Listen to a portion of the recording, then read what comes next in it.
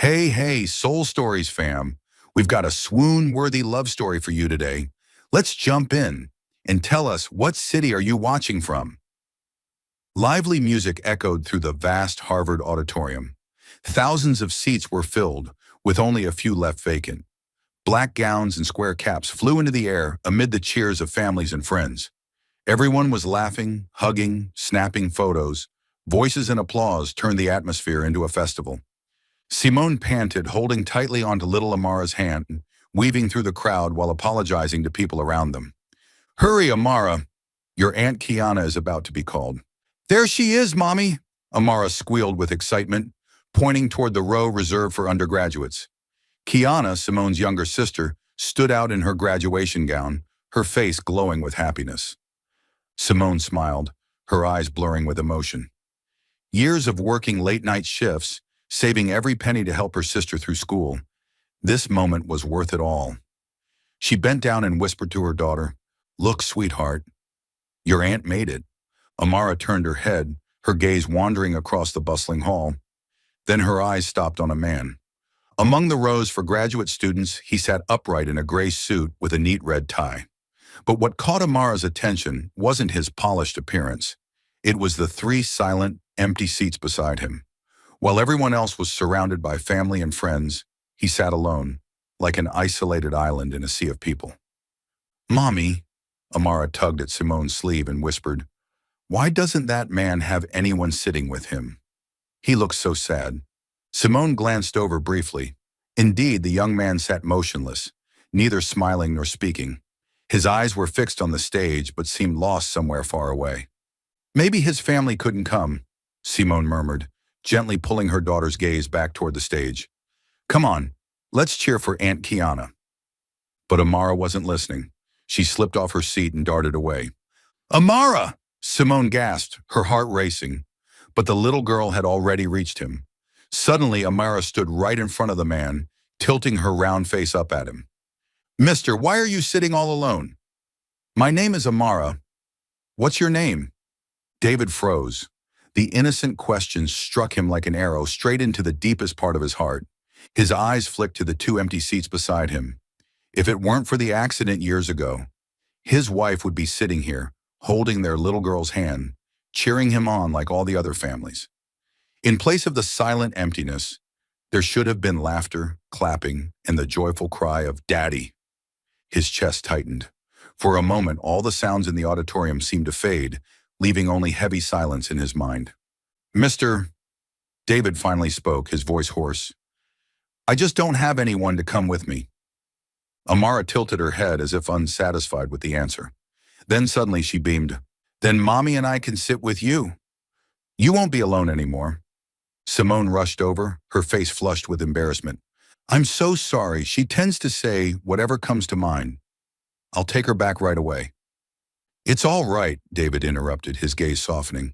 "If you don't mind, I'd be glad for the company." Simone hesitated, but when she caught the hopeful look in his eyes, something inside her softened. "Okay, but only if you're sure it won't bother you." David gave a small nod, the corner of his lips lifting into a rare smile, like sunlight breaking through thick clouds. Simone and Amara sat down. The little girl giggled, patting her tiny hand against David's. "Now you've got a friend." At that moment, he didn't reply, just nodded, but deep inside his chest, something long dormant stirred again. When the speaker's voice rang out, "David Bennett, Master of Business Administration," he rose, adjusted his suit, and stepped onto the stage. Thunderous applause filled the hall, but what made him falter was the clear, ringing voice from behind. "Go, David! You're amazing." A child's bright, innocent cheer was followed by the genuine clapping of a woman he had just met. And in that instant, David no longer felt entirely alone. The graduation ceremony ended in bursts of laughter and chatter. Students spilled out onto the campus, snapping photos, hugging bouquets, tossing their square caps high into the air. Simone was still struggling to spot her sister Kiana in the crowd when Amara once again ran toward David, grabbing his hand as if they'd known each other forever. "Uncle David, how are you celebrating?" the little girl asked, eyes sparkling. David looked slightly surprised, then gave a faint smile. Probably by myself." Going home eating instant noodles? Amara's eyes widened. No way. Eating noodles on graduation day is embarrassing. I eat pizza. Melty cheese pizza is the only right way to celebrate. Simone hurried over, flustered. Amara, don't bother him. I'm sorry, she's so impulsive. But David just let out a small laugh. It sounded a little awkward, as if he hadn't laughed freely in a long time. It's all right. Actually, pizza sounds like a good idea. If you don't mind, I'd like to treat you both. A dinner to celebrate. Simone hesitated, ready to decline, but Amara squealed. See, Mommy, I told you. Graduation means pizza. The pizza place was just outside the campus gates, with red-painted walls and foggy glass windows, the rich smell of cheese and oregano wafting out. The owner, a round-bellied Italian man, broke into a booming laugh as soon as David walked in. Mr. Bennett, long time no see. Usual table? David nodded, gesturing for Simone and Amara to go ahead. Simone blinked in surprise. A millionaire? Familiar with the owner of a modest pizza shop? Amara didn't care. She darted straight for a wooden chair by the window, banging her hands on the table. I want a double cheese pizza. No triple. Can you even finish that? Simone laughed, ruffling her hair. Uncle David will help, Amara replied matter-of-factly. I'll give him a tiny slice. The rest is mine. David chuckled and handed her the menu. I'll save the cheese for you. I'll just eat the crust. No way, crust is boring. Amara shook her head furiously. You have to eat the sausage. That way you'll be strong enough to run with me. The innocent remark made David pause. For a moment his eyes darkened, but he quickly masked it with a light smile. All right then. Sausage it is. While waiting for the pizza, they ordered lemonade and salad. Amara chattered nonstop about everything, from her kindergarten stories to how a classmate brought in a kitten and how the teacher handed out candy. David listened, nodding, occasionally asking questions as if he genuinely cared. Watching the scene, Simone felt a pang of surprise. In the newspapers, David Bennett always appeared cold and aloof. Yet here, in front of her daughter, he was patient, even smiling, when Amara proudly described her drawing of a six-legged dinosaur. Uncle David, do you like dinosaurs? Amara asked. Of course, he said. I once wanted to keep a T-Rex in my backyard, but the neighbors wouldn't let me. Amara burst out laughing. Who keeps a T-Rex? What if it eats all the neighbors? Good point. David pretended to think seriously. Then maybe I'd keep a Stegosaurus. It only eats leaves. The whole table erupted in laughter. Simone realized suddenly that it had been a long time since she had laughed that much. When the pizza finally arrived, the hot cheese stretched in long, stringy strands. Amara shouted, Perfect! This is a real graduation party. Cheese smeared across her mouth as she ate, and David quietly handed her a napkin. You look just like me when I was a kid. My face was always covered in cheese after pizza. Really? Amara gasped. You used to eat messy too? Yep, and my grandma said that messy eaters grow up to be millionaires. Wow! Amara's eyes widened. She turned to her mom. Mommy, then I'll be a millionaire too. Simone laughed so hard she nearly doubled over. Yes, if you also study hard. David glanced at the mother and daughter, the corners of his mouth softening. A strange feeling rose in his chest. Warm, ordinary, simple, yet so very real. By the time they left the restaurant, the sky had turned dusky. Simone bowed her head slightly. Thank you for dinner. You really didn't have to. Simone, David interrupted, his voice deep and sincere. It's been a very long time since I've had an evening not spent alone. Actually, I should be the one thanking you. Amara slipped her small hand into his, cheerful as ever. Next time you'll eat pizza with me again, right? David looked into her bright eyes and, almost without realizing it, nodded. Next time, absolutely. And in that moment, he knew for certain this wasn't just a chance dinner. This was the beginning of something he thought he had lost long ago. The warmth of a family. The next morning, just as Simone finished brewing a pot of coffee, her phone buzzed. A message popped up, the wording a little formal. David, thank you both of you for the pizza. It's been a long time since I had such a pleasant evening. P.S. I bought a toothbrush to fight cheese mustache. : double parenthesis. Simone burst out laughing right there in the kitchen. She typed back, Simone, thank you for indulging Amara's triple cheese cravings. P.S. That mustache is an honorary title. Less than a minute later, ding. David, if you're free this weekend, I'd like to invite you to the aquarium. Amara said she prefers sharks to dinosaurs. I'm suspicious. Simone checked the clock. Her shift would end at noon on Saturday. She was about to decline on instinct. Keeping her distance was safer, but the next text arrived before she decided. David, not a fancy restaurant, I promise. Just the aquarium, popcorn, and, if needed, pizza crust for the grown-ups. She smiled, surrendering. Simone, Saturday 2 p.m. We'll meet at the aquarium gates. The aquarium was busy enough to be lively, but not crowded. Blue light shimmered from giant glass tanks, jellyfish drifting like silk scarves in the wind.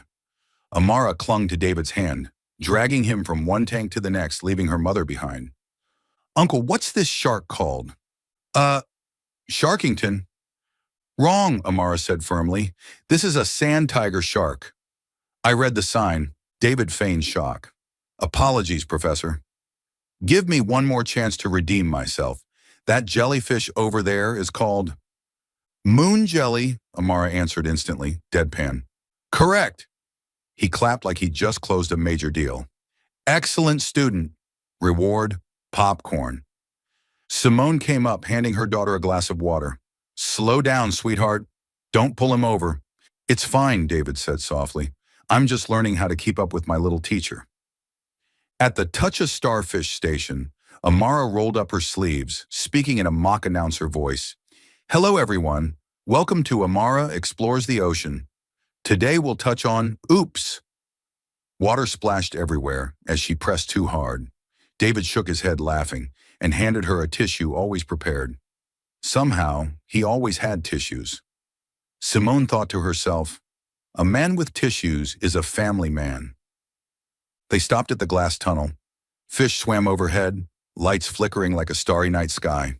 Amara leaned on the railing, her voice soft. Uncle David, what if there were dinosaurs underwater here?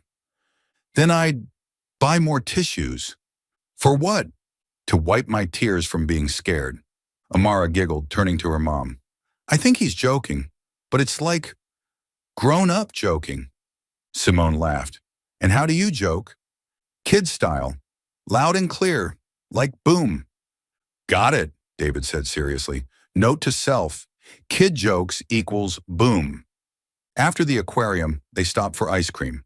Amara chose strawberry, Simone vanilla, and David mint chocolate chip because it sounded like a responsible decision.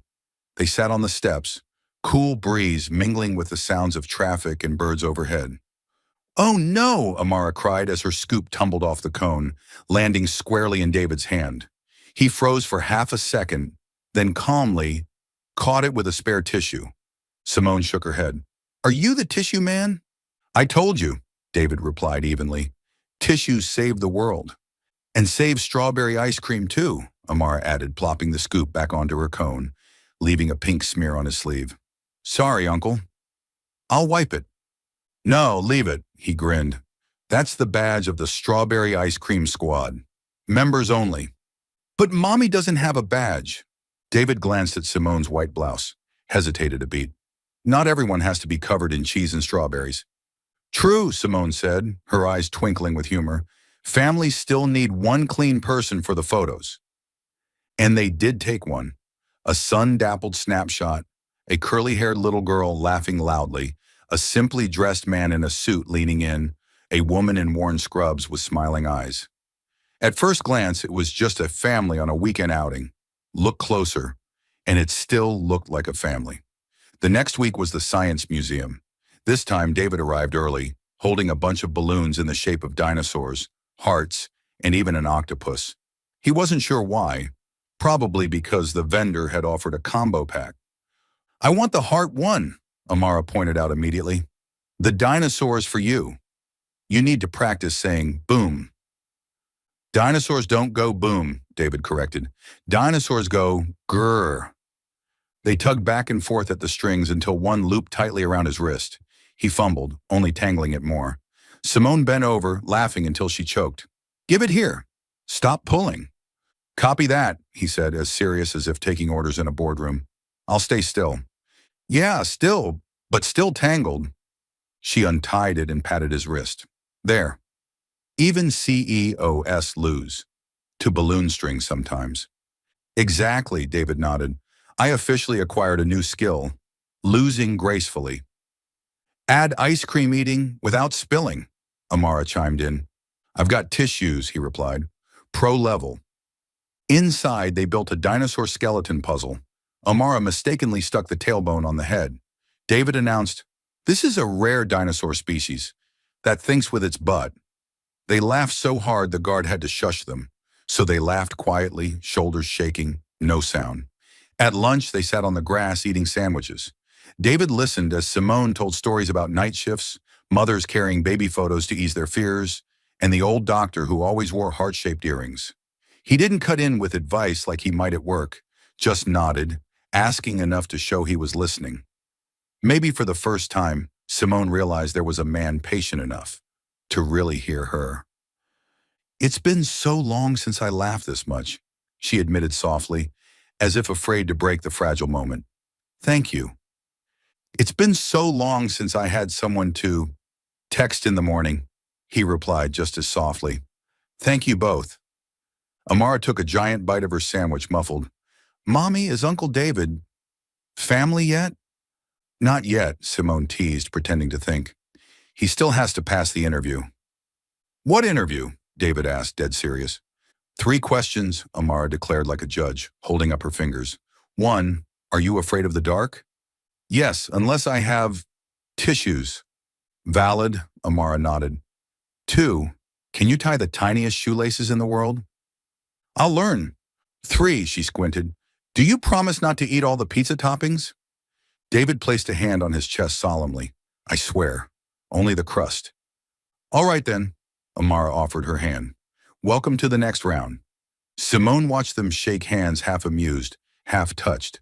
For the first time in years, she felt another grown-up standing beside her, laughing with her daughter, speaking the same language of joy. That evening, when he dropped them off, David parked under a tree, engine still running. Simone, he said slowly, I know I'm not good at talking about myself, but if you'll allow it, I'd like to keep having days like this. Just parks, museums, and strawberry ice cream. No pressure. Simone looked at him under the yellow glow of the street lamp. No pressure. Just don't teach her to eat pizza crust only, he chuckled. I promise. Amara leaned out the window, waving. Good night, Uncle David. See you in the next round. Good night, little teacher, he answered. The car rolled away. Simone stood for a moment on the sidewalk, hearing her daughter's laughter echo down the hall. For the first time in years, there was someone to text, I'm home. And strangely enough, the message came at once. David, home. P.S. Currently practicing how to tie shoelaces the size of a pea. Simone smiled, typing back. Simone. Good. Next round's harder. Learn to say, boom. The reply came instantly. David, boom. Simone laughed out loud. In the next room, Amara giggled for no reason at all. Maybe because the house felt lighter tonight. Maybe because they'd gained a new friend. Or maybe because somewhere, those 3 empty chairs were slowly being filled. Mother, daughter, and a man learning how to say boom. Late Sunday afternoon, Cambridge carried a slight chill, though the calendar still read early June. Simone had just finished a 12-hour hospital shift, her hands faintly scented with disinfectant soap. Her small apartment was on the 3rd floor of an old red brick building, about a 15-minute walk from Harvard Square. One tiny living room doubled as a kitchen, 1 bedroom, and a loft just big enough for Amara's bed. It wasn't luxurious, but it was warm. Crayon drawings filled the walls. Dinosaurs, rainbows, and one family picture with just 2 figures, a mother and her little girl, standing together under a sun with a wide smile. Simone had barely hung up her coat when a knock sounded at the door. Mommy, can I open it? Amara shouted from the loft. Wait, Amara, Simone called back, hurrying over. She blinked in surprise to find David standing there, holding a Whole Foods paper bag, shirt sleeves rolled up, tie undone. Good evening, he said, a little hesitant. I thought, You just finished your shift and maybe you hadn't eaten yet. Would you let me try making dinner? Simone blinked, caught between surprise and amusement. You cook? Yes. David raised the bag like evidence. Pasta, simple recipe. I watched 3 YouTube videos. Simone folded her arms, leaning on the doorframe, lips curved. You're a CEO, not a chef. Then tonight I'll be the CEO of the family kitchen. He said it with such seriousness that Simone burst out laughing. Amara came clattering down the stairs, hair a mess, squealing. Uncle David, did you bring food? Pizza again, right? No pizza, David crouched down to whisper, but spaghetti with tomato sauce and pumpkin. Amara wrinkled her nose. Pumpkin? I'm not so sure. Trust me, you'll like it. Simone shook her head, smiling. All right, but if the kitchen catches fire, you're cleaning it up. David nodded solemnly. I accept full responsibility. 10 minutes later, the little kitchen was filled with the smell of frying onions and smoke. Uh-oh. Amara covered her mouth, eyes sparkling with excitement more than fear. David held a pan of pumpkin but had forgotten to turn off the heat. Flames shot up, the pumpkin turning black. He fumbled with the handle before muttering, I think this is called the carbonized edition. Amara collapsed into giggles, rolling on the chair. Uncle, you just made charcoal dinosaur food. Quickly, Simone turned off the stove and set the pan in the sink. You've worked with numbers and stocks all your life, but you definitely shouldn't invest in pumpkin. David raised his hands in mock surrender. I agree, but let me try again. I can't let the dinosaur die unfairly. In the second attempt, he moved more slowly, following Simone's instructions. Soon the tomato sauce began to smell rich and savory. Amara still burst into laughter every time she remembered the flare-up, retelling it again and again. Uncle nearly turned our kitchen into a volcano, Mommy. When the spaghetti was finally served, it didn't look like the ads, but smelled heavenly. Amara took a bite, her eyes widening. Oh, it's really good. But next time, no dinosaur pumpkin, okay? David pretended to be serious. I'll take customer feedback into account. After dinner, the 3 of them washed dishes together. David insisted on scrubbing the burnt pan, while Amara dried the spoons and forks. Watching them, Simone felt something she couldn't quite name.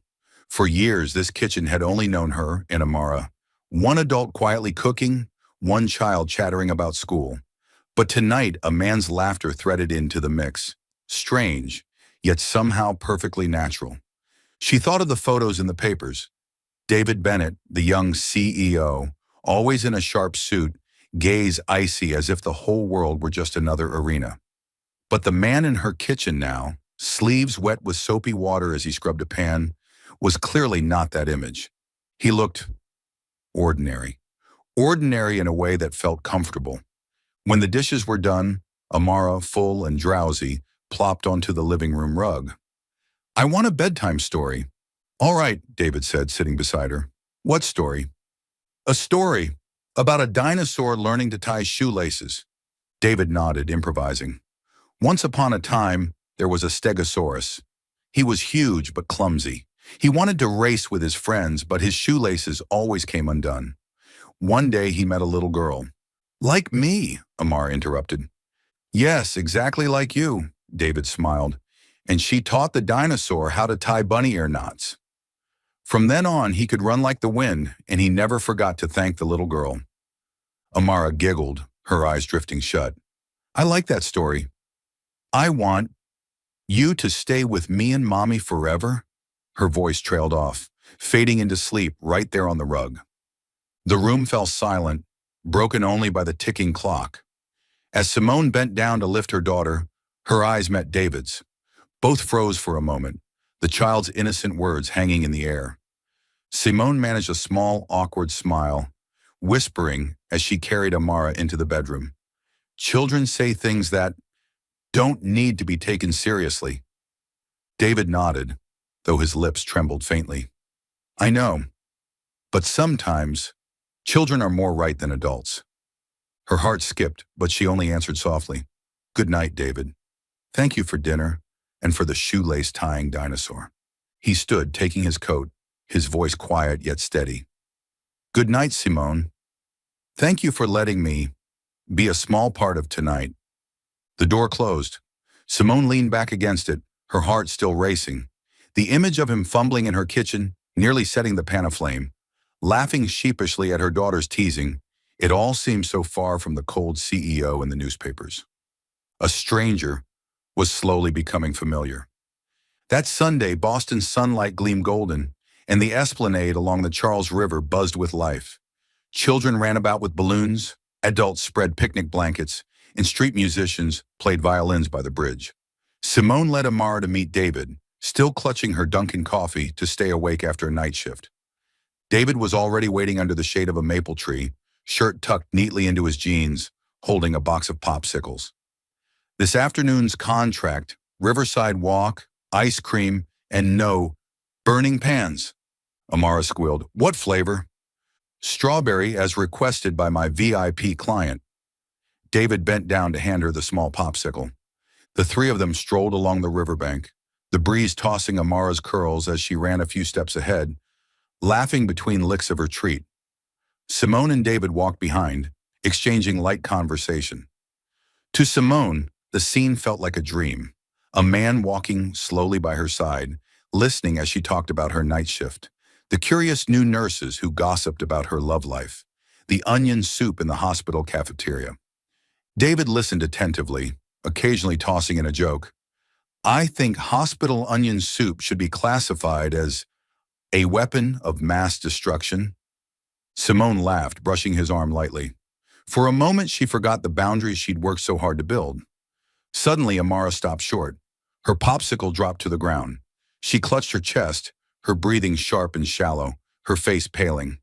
Amara! Simone cried, rushing forward, dropping to her knees to hold her. Deep breaths, slowly now. Listen to mommy. Slowly. David froze for a split second, then knelt beside them. What's happening? What's wrong with her? Simone looked up, panic flashing in her eyes. Congenital heart defect. Her valve doesn't close properly. The doctors said she needs surgery, but I've been putting it off. David's heart wrenched.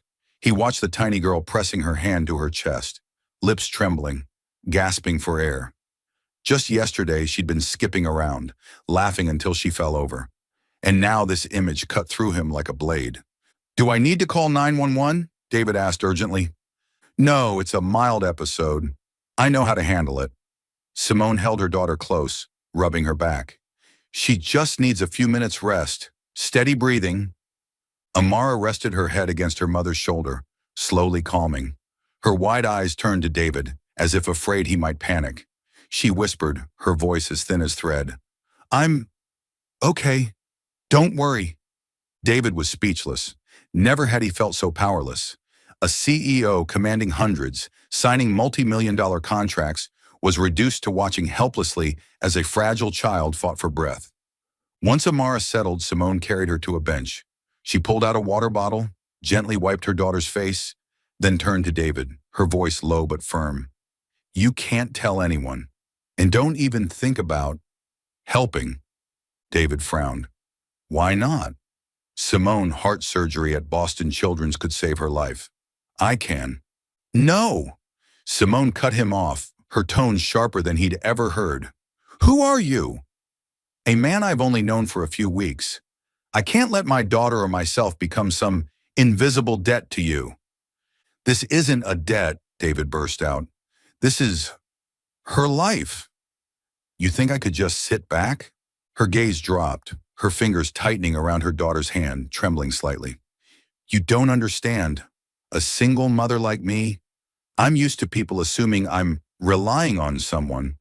I won't let anyone say I traded my daughter's life for a millionaire's pity. David froze. He realized every word carried her pride and old scars. He wanted to argue, to shout that she was wrong, that this wasn't pity, but Amara's wide eyes staring up silenced him.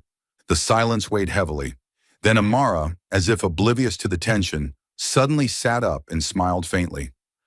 I want to run so fast that you have to chase me, she said, her voice weak but her eyes sparkling.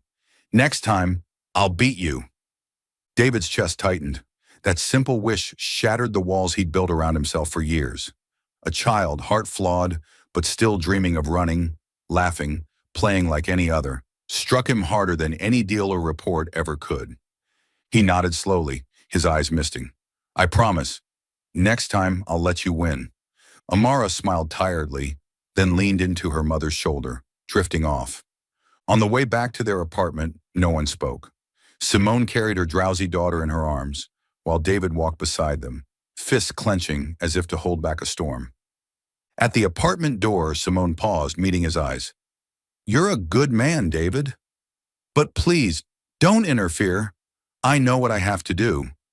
He was silent for a long moment before replying softly, "I'll respect you, but I won't stop worrying about Amara."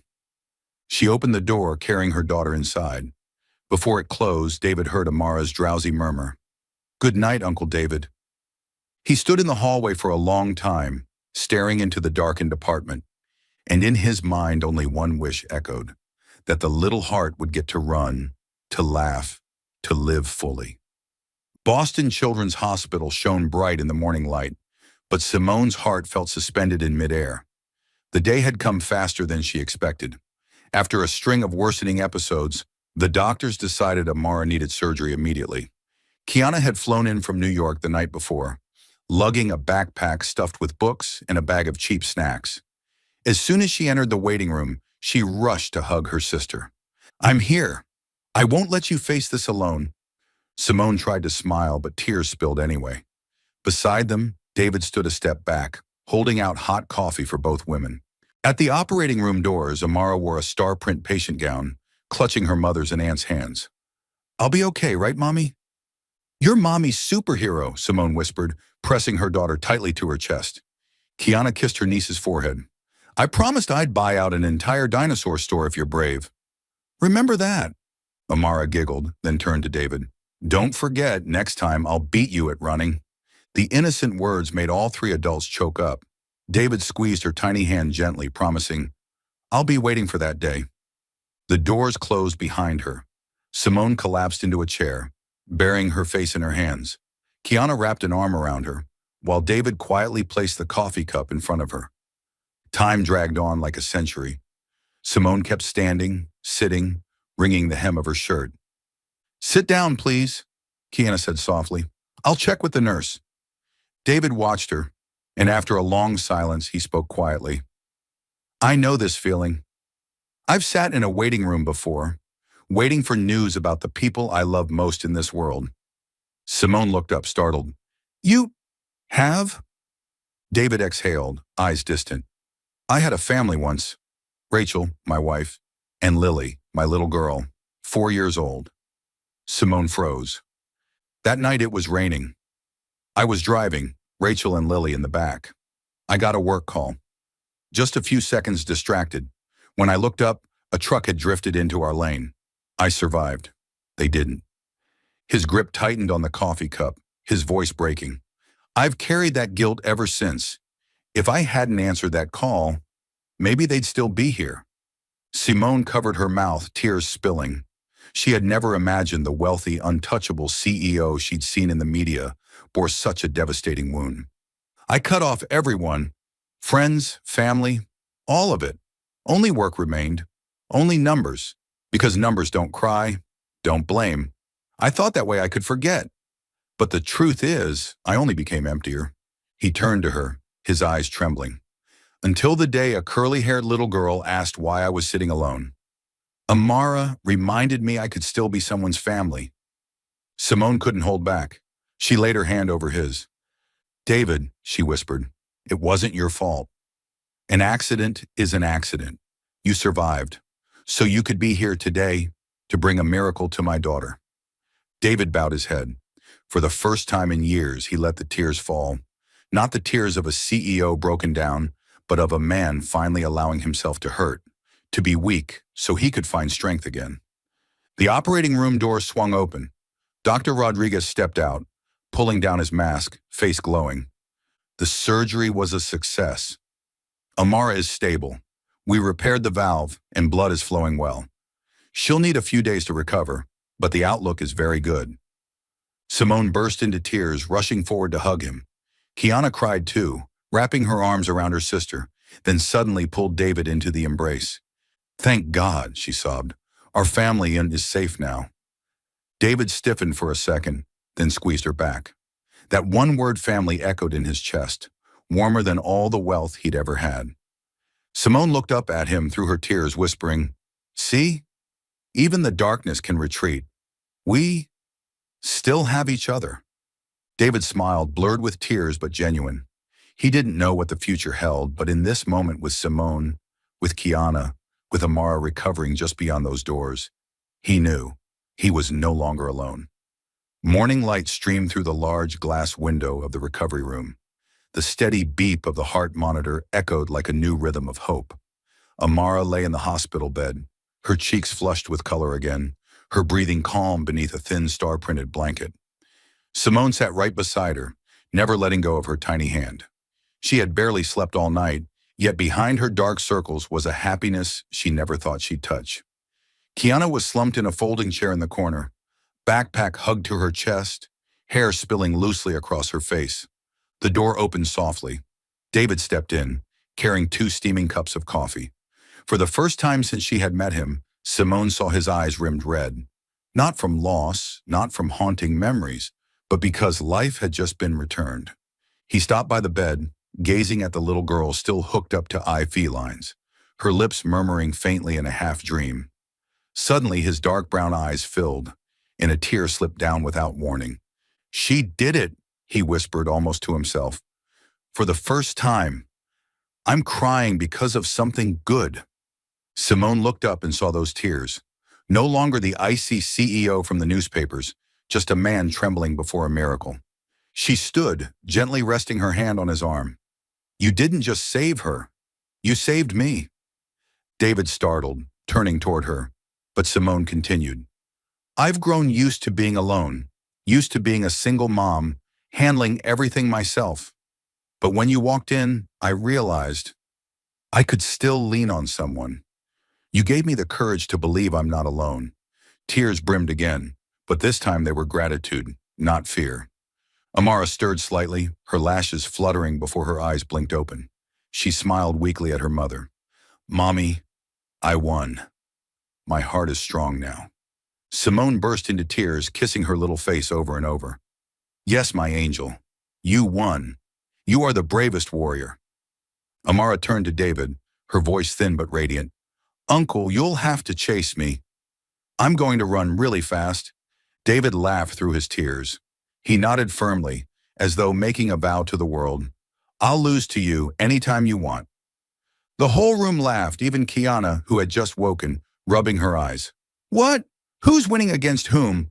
Amara lifted a small finger weakly. "I beat Uncle David."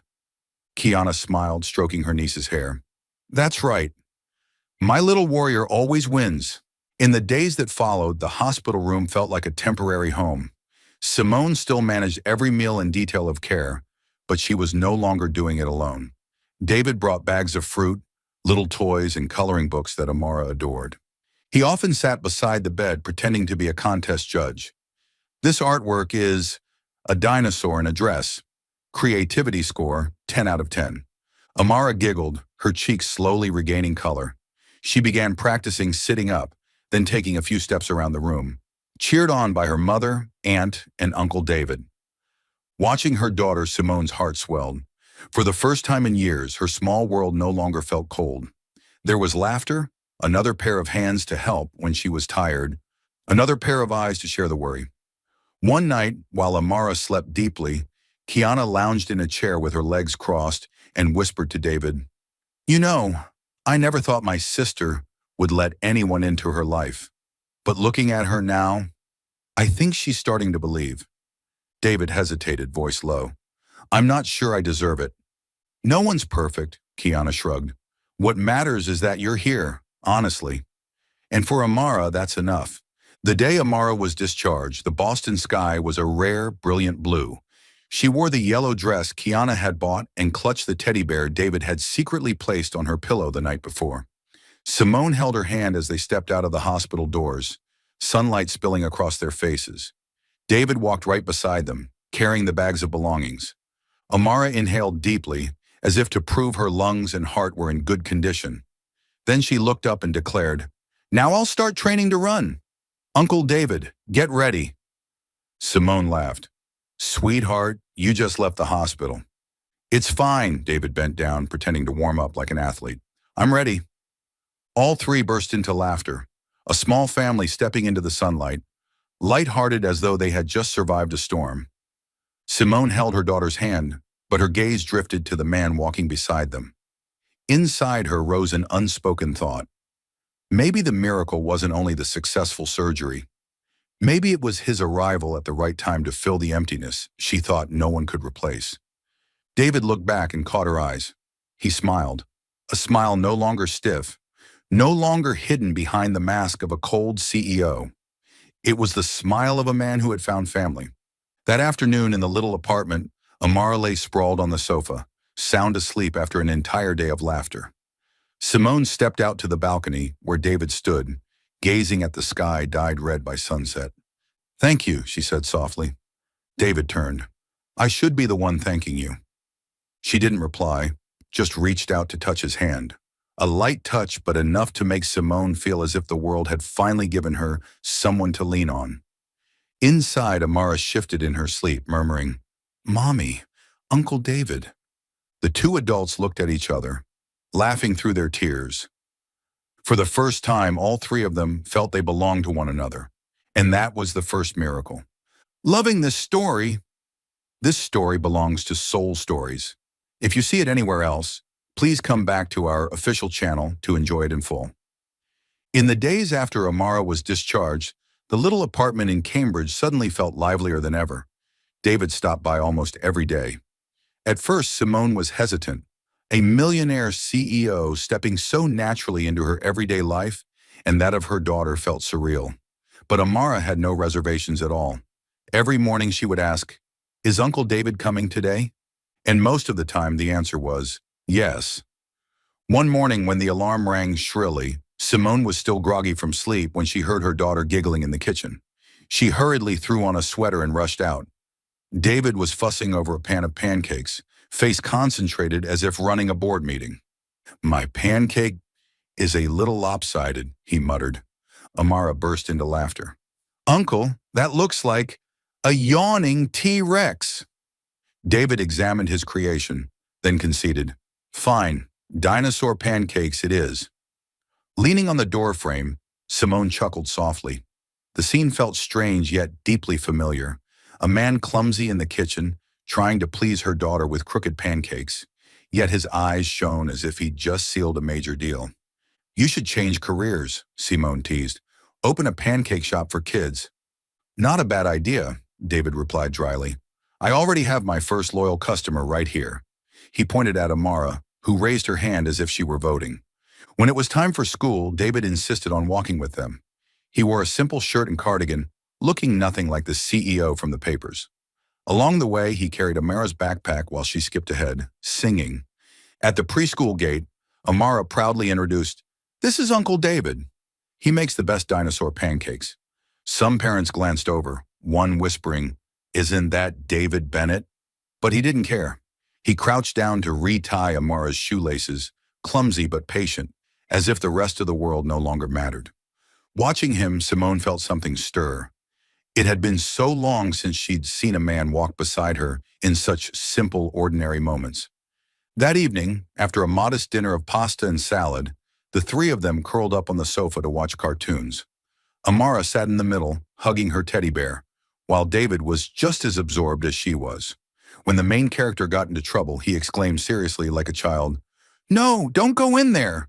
It's clearly a trap." Amara doubled over laughing. "Uncle, it's just a movie." Simone laughed too, surprised and touched. The man who had once told her about his tragedies, who had cried over his losses, was now laughing like a boy at a cartoon. Her heart trembled. He was no longer the distant CEO, but a man learning to live again, finding joy in the small things he once lost with his old family. Some nights Amara went to bed early. Simone and David sat on the balcony, each with a cup of hot tea. The city was quiet, with only the faint sound of traffic drifting from afar. David spoke softly. I'd forgotten this feeling. Coming home, eating dinner, and watching TV with a family. I thought I'd never have it again. Simone was quiet for a moment before answering gently. You don't have to forget. You just have another chance now. Their eyes met. Simone turned away quickly, but her heart beat faster than usual. Bit by bit, she realized she was beginning to feel something for this man. Someone who had once locked his heart behind grief, but was now opening it again. Not with grand promises, but with steady, everyday presence. On the weekend, David took them both for a walk along the Charles River. Amara skipped about, her legs still a little weak, but her eyes shining. David walked slowly, watching every step. See? Simone said, half teasing.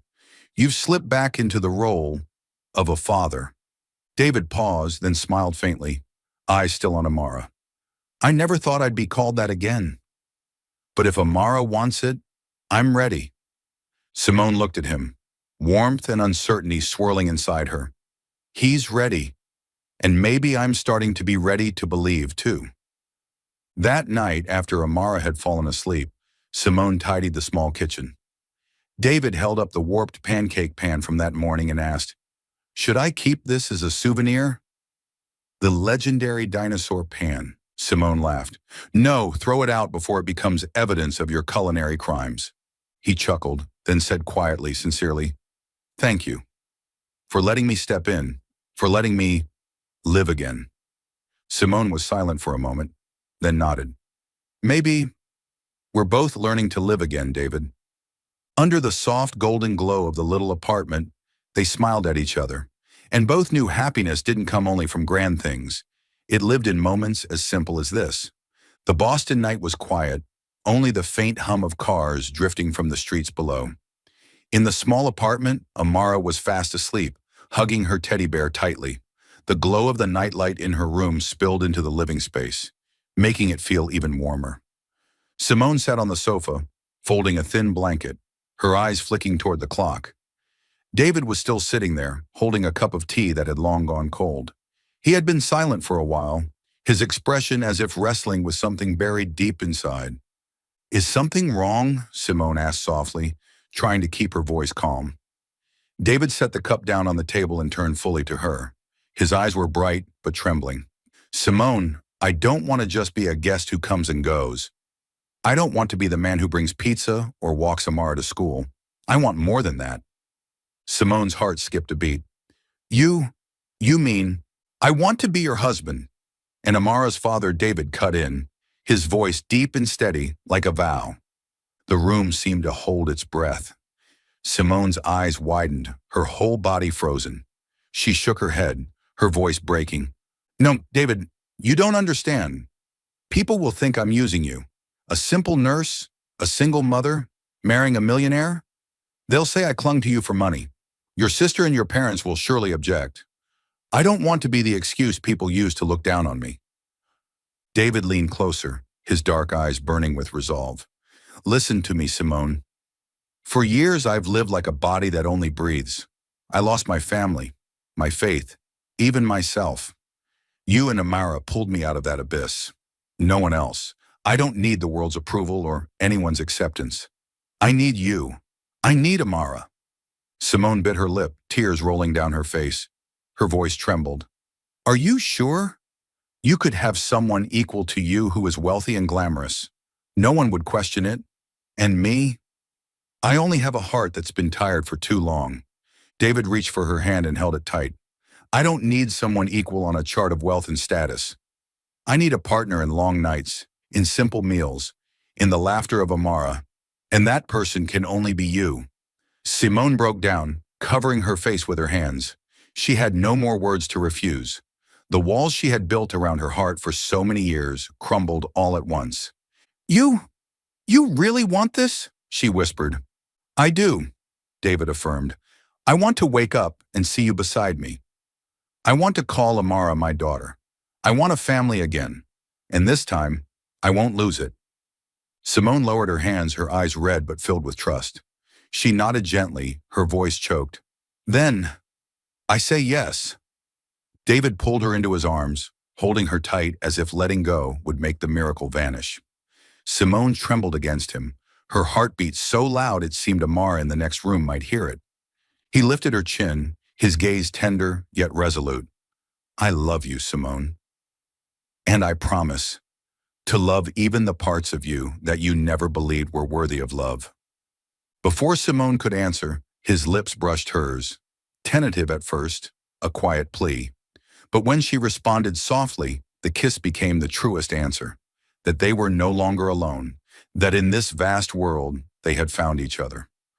Outside the window, Boston glittered with nightlights. Inside the little apartment, a simple kiss marked the beginning of a family. Autumn in Boston was dazzling, with rows of golden red leaves lining the streets of Beacon Hill. But to Simone, that beauty wasn't enough to outweigh the heaviness in her heart. Ever since she accepted David's proposal, she had known storms would come, and they came faster than she expected. One afternoon, just after finishing her hospital shift, Simone was invited to meet at an upscale cafe in Back Bay. The invitation wasn't from David, but from Marcus, his brother, and Mrs. Evelyn David, his mother. Seated across from her, both radiated a cold, aristocratic air. "You're Simone, aren't you?" Mrs. Evelyn began, her voice carrying authority. "A nurse at Boston General Hospital." Simone nodded, trying to remain calm. Marcus leaned forward, eyes fixed on her. "We'll be blunt. David is the heir of Bennett Industries. He needs a wife who matches his stature, someone who can accompany him through international negotiations, not a poor nurse who knows only night shifts and wiping patients' brows." Simone's hand trembled under the table, clenching tightly. Mrs. Evelyn continued, her gaze sharp. "Think about it. What will the press say? Millionaire CEO marries single mother nurse. Absurd. You will tarnish David's reputation. You'll slow his career." Each word cut like a blade. Simone bit her lip, forcing herself to respond. "I never wanted his fame or money. I just wanted a wealthy man to support your daughter?" Marcus cut in, mocking. Simone froze. Tears burned behind her eyes, but pride made her rise to her feet. "I understand. I won't allow myself to be a burden." She left the cafe quickly, her chest heavy. She knew David's family wasn't entirely wrong. She was just a single mother carrying too many burdens. That night in the small apartment, Simone sat watching Amara sleep peacefully in bed. Tears streamed down her face. "Maybe I should step away. I can't be his burden." She thought she needed to find a reason, an excuse to tell David. But David was no fool. By the next day, he knew everything. 2 days later, at the grand gala celebrating the founding of Bennett Industries, the ballroom of the Copley Hotel glittered beneath crystal chandeliers. Business leaders, politicians, and media filled the hall. Simone arrived on David's arm, but her heart was tangled with unease. Mrs. Evelyn and Marcus approached, their smiles polite but their eyes cold. Simone almost stepped back, but David gripped her hand firmly as if to say he was ready. When the room hushed to hear his speech, David's voice suddenly rang out. "Some people here may believe Simone, the woman sitting there, is unworthy, that she's just an ordinary nurse, a single mother. But let me make it clear tonight. Simone is not a burden." The hall buzzed with murmurs. David went on, voice resounding, eyes resolute. "She is the one who saved me from loneliness, the reason I'm still standing here. When I lost my family, Simone and Amara gave me a new one. Anyone who insults her insults me." In that moment, the atmosphere broke open. Some guests applauded. Reporters scribbled furiously. Marcus's face stiffened, and Mrs. Evelyn looked briefly unsettled. Simone sat there with tears streaming down her cheeks. Never had a man defended her so fiercely. David turned to her, clasping her hand tightly before everyone. "I choose you, Simone, and I always will." Beneath the glittering lights of the grand gala, his declaration rang out, overturning everything. Simone was no longer an outsider. She was the new heart of David's life and the center of the family they were building together. The applause in the ballroom gradually faded, but Simone's heart still pounded like a drum. She sat there, hands trembling, eyes blurred with tears at David's words. In front of everyone, he hadn't hesitated. He openly declared that she, a simple nurse, was the most important person in his life. Simone's tears streamed uncontrollably. In that moment, she no longer heard the whispers, no longer noticed the scrutinizing stares. All she saw was the man who had pulled her out of the darkness, who held her hand before the world and declared, "Simone is not a burden. Anyone who insults her insults me." Just then, Amara, brought in by Kiana after school, suddenly darted through the rows of seats. She ran straight into her mother's arms, her tiny arms hugging tight. "I knew it," she cried out, her eyes sparkling. "I knew Uncle wouldn't let Mommy go." The ballroom suddenly felt warm. Some guests chuckled, others shook their heads but smiled, while their reporters captured every moment. David bent down, wrapping his arms around both mother and daughter, his embrace like a shield. In front of everyone's eyes, he was no longer the icy CEO, but a man protecting his family. Across the room, Marcus and Mrs. Evelyn stood frozen. Their plan to push Simone away from David had crumbled. They could oppose, they could sneer, but against the force of love and determination, they had no weapon left. David met their gaze, his eyes resolute. "I've already lost one family. I will not let that happen again. If anyone refuses to accept Simone, then they refuse to accept me. And I will never turn my back on the woman who gave me a reason to live." His firm declaration left them speechless. For the first time, Marcus, the brother who used to dictate to him, was silent while Evelyn turned away, her lips pressed tight. When the gala ended, David and Simone walked out together. Amara skipped ahead, her dress twirling under the streetlights. David stopped, turning Simone to face him. "Simone," he said slowly, as if carving each word, "I promise you this. From now on, no one, not even my family, will ever make you feel small again. I will never let you and Amara stand alone." Simone looked into his deep eyes and felt every wall inside her melt away. The years of wondering if she was worthy, if she was a burden, all dissolved. All she saw was a man in love, a father ready to embrace, a steady shoulder to lean on. Tears fell again, but this time they were tears of peace. She nodded, gripping his hand tightly. "I believe you." David leaned down, pressing a tender kiss to her forehead. In that moment, Boston seemed to stop, leaving only them and the promise spoken aloud. That night, when the three returned to the small apartment, Amara was still buzzing with excitement, running circles around the living room. "Now Uncle David will stay with us forever, right? No one can send him away anymore." David laughed, sweeping her up in his arms. "That's right. From now on, we'll live true to our hearts, and no one will interfere." Simone watched them, her chest brimming with simple happiness. The little apartment had become a real home, no room for scorn, no place for judgment, only a love that had endured and remained. That night, for the first time in years, Simone slept deeply. In her dreams, she knew she had found the family she and Amara had always deserved. On a June morning, Boston's sky was clear and blue, golden sunlight spilling gently over the small garden in the suburbs where the wedding was held.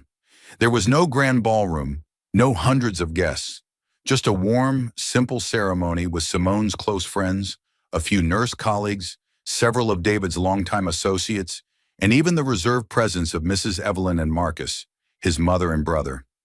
They sat in the back row, faces stern, eyes unreadable. Simone glanced briefly in their direction, her heart tightening, but then she clasped David's hand. He leaned down and whispered, "Look only at me and Amara. Leave the rest to me." The piano began to play. Amara, in her little princess dress, carried a basket of roses, scattering bright petals along the aisle. Her face shone with pride. As she tossed the flowers, she called out loudly, "Everyone, look! This is my daddy." The whole garden burst into laughter, the atmosphere suddenly lighter and warmer. Some guests snapped photos and applause rippled. In the back row, Evelyn stiffened. She hadn't heard a child call her son daddy with such pride since Rachel and the little granddaughter were lost in that accident years ago. Her vision blurred with tears. Under the floral arch, Simone appeared in a simple white dress, not extravagant, but pure and radiant. David stood waiting, his eyes never leaving her. He squeezed Amara's hand lightly, then extended his other hand toward Simone. When their hands met, the entire garden fell silent. The officiant began, but David asked to speak first. His gaze swept the crowd, pausing briefly on his family, then returned to Simone. I once thought success meant standing alone at the top, proving I was stronger than my pain. But I was wrong. True success is having someone to hold hands with, to share everything with. Simone, you and Amara have given me a new family, and today I promise never to lose it. His words carried in the wind. Tears glistened in Simone's eyes as she replied softly, David, you've given me more than love. You've given Amara a father. From now on, we will never be alone again. Applause erupted. Amara shouted, now we're really a family. In the back row, Evelyn's hands trembled around her small clutch. Tears slid down before she could stop them. She had lost a daughter-in-law, a granddaughter. For years, she had clung to David, trying to mold him into the perfect heir, just to avoid losing him too. But today, seeing his radiant smile, a smile she thought she'd never see again, she finally understood. She had been wrong. When the ring exchange ended, she rose slowly and stepped forward. Guests murmured in surprise. Simone froze. Evelyn stopped in front of her son and new daughter-in-law, her voice trembling. My son, I was too harsh. I was afraid of losing you again, so I tried to stop this. But now I see, Simone brought you back to us. I'm sorry. Simone was speechless. In that moment, Evelyn took her hand and squeezed it tightly, her eyes sincere. Marcus followed behind his mother, his face awkward. But when Amara tugged at his hand and chirped, Uncle Marcus, you're my uncle now, right? He laughed, ruffling her curls. All right then. I'll try to be a good uncle. Laughter rippled through the garden, the tension melting away. The reception afterward was simple but full of joy. Kiana raised her glass. Today my sister didn't just gain a husband, she gained a family. And I believe from now on she'll never have to carry everything alone. David wrapped an arm around Simone, leaning close to whisper, I promised, didn't I? I'll never let you feel less again. You're the most important person. Simone rested her head on his shoulder, smiling through her tears. Later in the afternoon, when the guests had gone, the three of them sat on the grass. Amara hugged both her parents, her eyes sparkling with happiness. Now we're really a family, she cried, her smile brighter than the sunset. David looked at Simone, then at their little girl. For the first time in years, the painful past no longer haunted him. He had stepped out of the darkness to begin a new journey, not alone, but with the two people he loved most. And in that moment, he finally understood. Success wasn't standing alone at the top, it was having a hand to hold and a family to share it with.